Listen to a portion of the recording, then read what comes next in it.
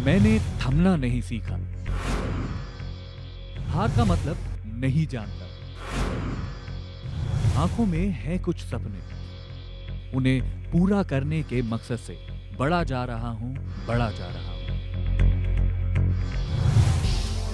उनकी उम्र 64 साल है, लेकिन उनका जज्बा किसी यंगस्टर से कम नहीं है। उन्होंने जिंदगी में कामयाबी उस वक्त हासिल की जब लोगों को लगता है कि अब जिंदगी में कुछ भी बाकी नहीं रहा, और ये उम्र आराम की है।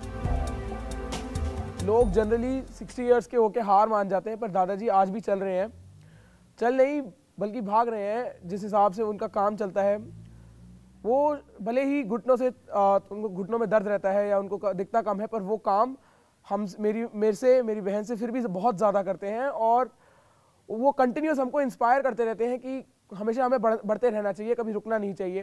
उम्र नहीं, सपने रहे। जवां M.L. गुप्ता एक ऐसा नाम, ऐसी शख्सियत है जिन्होंने इस बात को साबित कर दिखाया कि अगर आपके अंदर कुछ करने का जुनून है तो उम्र चाहे कोई भी हो, इससे कोई फर्क नहीं पड़ता।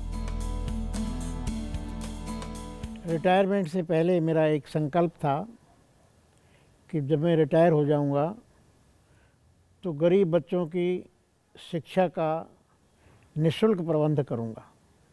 ये विचार मेरे मस्तिष्क में आया और ये एक संकल्प का रूप लिया इसने, जब मैंने कुछ बच्चों को कूड़े के ढेर पर चीथड़े बीनते हुए देखा, और जब उनसे ये पूछा तुम स्कूल जाते हो नहीं जाते, तो उनमें से एक बच्चा बिलख कर रोने लगा, सर हमको स्कूल में कौन पढ़ाएगा, अगर हम ये काम नहीं करेंगे, इस तरह का सामान नहीं बीनेंगे और बीन करके मार्केट में नहीं बेचेंगे तो हमारे घर में तो खाना भी नहीं बनेगा, तो हमको तो कोई स्कूल में कौन पढ़ाएगा, स्कूल में तो फीस लगती है। तो उसकी इन बातों को सुनकर मुझे भी मेरा हृदय विद्रवित हो गया, और मैंने संकल्प लिया कि ऐसे बच्चों के लिए जो सवेरे काम करते हैं और शाम को अगर पढ़ सकते हैं तो उनको निःशुल्क पढ़ाने की व्यवस्था मैं करूँगा रिटायरमेंट के बाद। गुप्ता जी ना सिर्फ अपने परिवार या समाज के लिए मिसाल हैं, बल्कि वो हर उस इंसान को आगे बढ़ने की प्रेरणा देते हैं जो मुश्किलों के आगे हार मान जाते हैं, जिन्हें लगता है कि अब ये काम करने की उम्र नहीं रही। मेरे फादर की फिलॉसफी ये है कि जब तक हम रिटायर होते हैं तब तक हम समाज से लेते हैं, उसके बाद हमको समाज को देना है। हालांकि हम समाज के ऋण से मुक्त तो नहीं हो सकते हैं, लेकिन जो कुछ हम कर सकें समाज के लिए वो श्रेयस्कर है।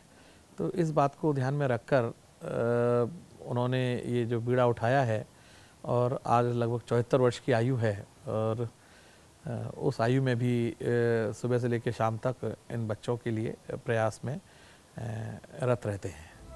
जिस उम्र में हम आराम के बारे में सोचते हैं कि सारी जिंदगी बहुत काम कर लिया, वहीं गुप्ता जी ने नए मिशन की शुरुआत की और उसे नाम दिया प्रयास वेलफेयर सोसाइटी, जिसका सपना था गरीब से गरीब बच्चों को स्कूल और शिक्षा की रोशनी तक ले जाना।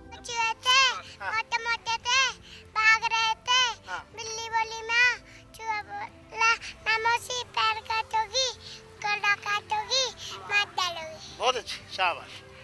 जब सन 96 में रिटायर हुआ तो मैं इसी उलझन में रहा, इसी की व्यवस्था की उलझन में रहा कि किस तरह से ऐसे बच्चों को पढ़ाया जाए, उनके लिए स्थान कहाँ ढूंढा जाए। तो पीछे जब ये स्कूल था तो स्कूल वालों से मैंने बात की 18/9/99 को, झुग्गी झोंपड़ियों को जा कर के विजिट किया, उन लोगों को कन्विंस किया कि हम आपके बच्चों को पढ़ाना चाहते हैं, अपने बच्चों को हमारे यहाँ भेजें स्कूल में। तो इस तरह से हमने 20/9/99 को अपनी कक्षाएं गरीब बच्चों के लिए पूर्णतः निःशुल्क रूप से शुरू की। केवल 15 बच्चों से ये कक्षा शुरू हुई, और हमने प्रयास सोशल वेलफेयर सोसाइटी के नाम से संस्था बनाई, और उस संस्था के तहत इन बच्चों का पढ़ाना आरंभ किया। उनके जिंदगी जीने के अंदाज और काम करने के तरीके को देखकर कोई भी एक बार हैरान हो जाएगा।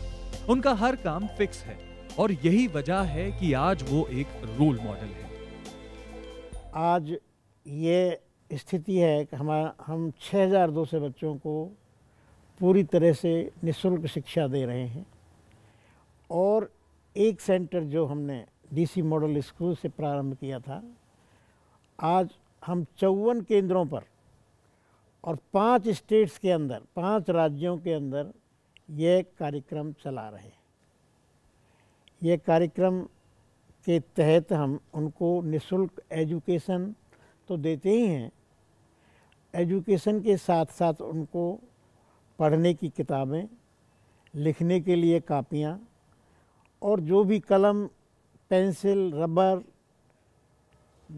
इनकी वर्दियाँ, जूते, मोजे, टाई, बेल्ट सभी उनको निःशुल्क पूरी तरह से उपलब्ध कराते हैं।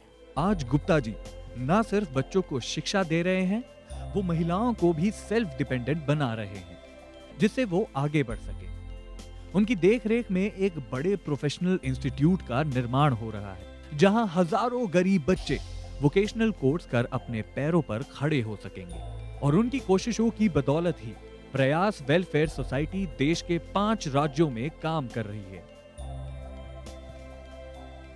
इस कॉन्सेप्ट के पीछे आइडिया ये था, मेरी ये मान्यता थी शुरू से ही कि शिक्षा ही समाज की जो कमजोरियां हैं, समाज के अंदर बुराइयां हैं, समाज के अंदर जो बीमारियां हैं सामाजिक, उनको शिक्षा के माध्यम से ही दूर किया जा सकता है। शिक्षा ही एक सशक्त चिकित्सा हो सकती है इस तरह की सामाजिक बीमारियों।